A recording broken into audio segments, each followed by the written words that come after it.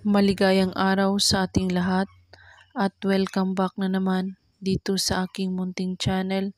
Panibagong araw, panibagong video na naman tayo.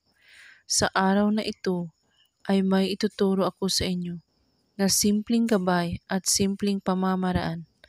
At kung baguhan ka sa channel na ito, ay huwag kalimutang mag-subscribe at i-click ang notification bell para lagi kayong updated sa mga bago kong videos na i-upload.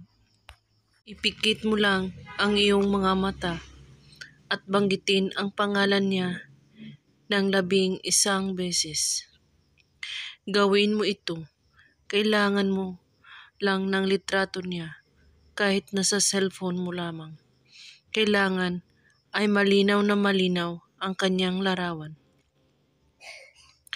Ngayon ay titigan mo ang kanyang larawan at iisipin mo siyang mabuti kung gaano mo siya kamahal.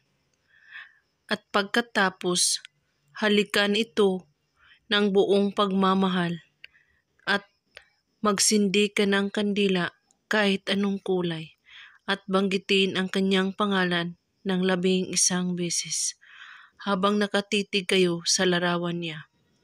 At pagkatapos mong sabihin ang 11 beses ang pangalan niya, ay sabihin mo na mahalin mo ako at tanging ako lamang.